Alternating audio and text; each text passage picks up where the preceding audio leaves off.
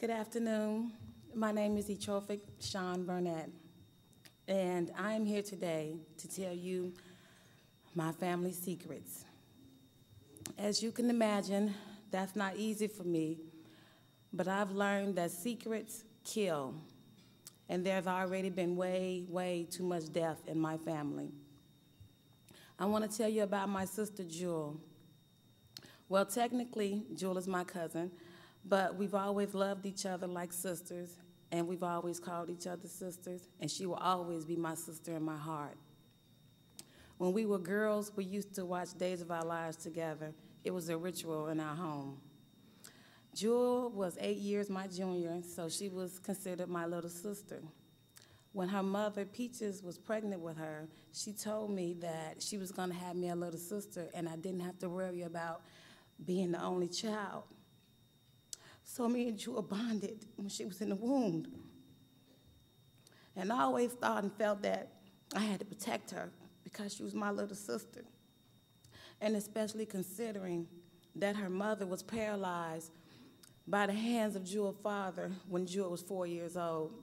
He body slammed her on the concrete floor and broke her spine.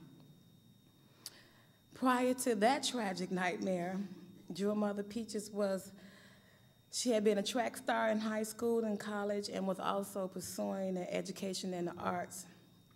Looking back, my family never discussed what really happened to my aunt. We never were told about the abuse and the different forms of abuse. When Jewel was 21 years old, she started seeing Chris.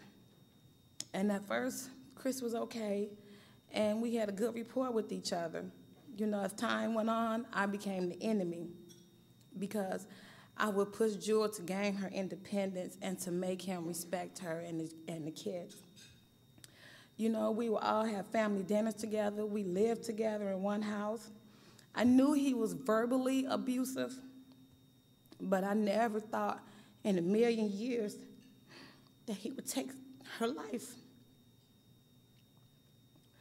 But Chris had grown up seeing his dad being abusive in many ways toward his mother. And his sister was killed also by her boyfriend.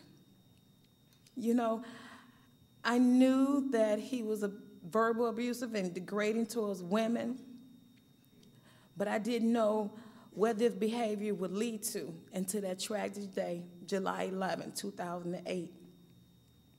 You know, I used to tell my sister, you know, that his language and his behavior toward her and the children were not that of someone who said that they love you.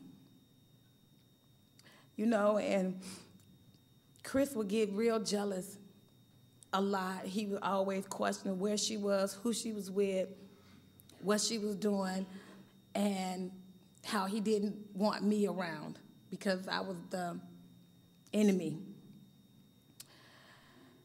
And at that time, you know, to Jewel, I think it was sort of normal to her because Chris reminded her of her dad because he took care of her and the children financially, even though they weren't legally married. After more than 7 years together and 2 kids, she finally decided to end the relationship with Chris. That's when the abuse became physical. On her golden birthday, June 28th, 2008, she told me that she was leaving and that he began to get physically abusive. She called and made an appointment with DAP's advocate, Barbara, to write an order of protection. But then she learned that Chris was going to be arrested and for violating probation and other things. So she decided, well, you know, he's going to jail. There's no need for me to go on with this. So she canceled the appointment with Barbara. Because he was the father of her children and she loved them and she felt as though she would give him another chance. So she didn't want to make any more trouble for him. But before the police could make the arrest, Chris came to Jewel's house and he shot and killed her as she was holding their 1-year-old daughter in her hands. But thankful to God that no bullets hit the baby. But their 7-year-old son was severely injured and her 5-year-old daughter was okay as well. Then Chris shot himself. My children, when I say my children, I mean my children and your children, have experienced such a great loss that as a parent, I don't know how to help them overcome and conquer their grief and their pain.